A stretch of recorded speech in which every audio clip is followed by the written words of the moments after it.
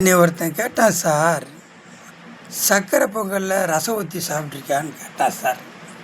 என்னது, சர்க்கரை பொங்கலில் ரசம் ஊற்றி சாப்பிடவா அப்படின்னு கேட்டேன்.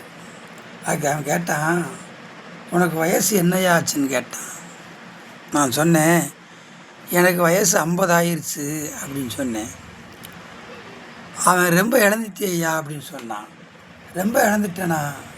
என்னையா இழந்துட்டேன்? சர்க்கரை பொங்கலில் ரசத்தை ஊற்றி சாப்பிடியா அப்படின்னு சொன்னான். அவன் சொல்லவும் சர்க்கரை பொங்கலில் ரசத்தை ஊற்றி ரசத்தில் சர்க்கரை பொங்கலை போட்டு என்னமோ கடலில் கப்பல் போகிற மாதிரி ஒரு கனவு வந்துட்டு சார். அதோடு எனக்கு ஒன்றுமே ஓடலை சார். வேகமாக சரசரன்னு வீட்டுக்கு போய் என் வீட்டுக்காரிட்ட நைட்டு 10 மணி ஆயிடுச்சு. என் வீட்டுக்காரிட்ட ஒரு அடுப்பில் பொங்கலையும் ஒரு அடுப்புலையும் ரசத்தையும் வைமா அப்படின்னு சொன்னேன். அடாடாடா, அதுக்கு அவ சொன்னா, என்னையா வீட்டை விட்டு போகும்போது நல்லா தானையா போனேன், இப்போயே பொங்க வைக்க சொல்கிற அப்படின்னு கேட்டா சார். இல்லை, நான் உனக்கு வெள்ளைப்பூடு தக்காளிலாம் அரிஞ்சு தரேன் அப்படின்னு சொன்னேன்.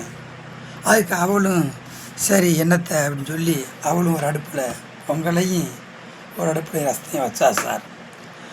ரெண்டையும் வச்சு முடிஞ்சு அந்த பொங்கலில் ரசத்தில் பொங்கலையும் ஊற்றி அப்படியே விரவி பொங்கலில் உள்ள இனிப்பு அந்த ரசத்தில் கலந்து அந்த ரசத்தில் உள்ள உரப்பு பொங்கலில் கலந்து ரெண்டையும் விரவி அடாடாடா அந்த தொண்டைக்குள்ள போகும்போது நல்லா இருக்குமே நினச்சி அடாடாடா நல்லா குழஞ்சு அதை எடுத்து வாக்கிட்டு தான் கொண்டு போனேன் சார். ஐயையோ, அதை ஒன்றும் செய்ய முடியல சார். வாக்கிட்டேங்க மூக்கிட்ட கூட கொண்டு போக முடியல சார். அப்படியே அதை கீழே போட்டுட்டு அந்த நம்மளை ரசத்தில் ஊற்றி பொங்கலை சாப்பிட சொன்னான்ல, அவன் வீட்டுக்கு நேராக போனேன் சார். அவனை போய் கேட்டேன் சார், ஏயா இப்படி ஒன்று சொன்னேன் அப்படின்னு கேட்டேன் சார். அதுக்கு நான் என்னையா சொன்னேன் அப்படின்னு கேட்டான்.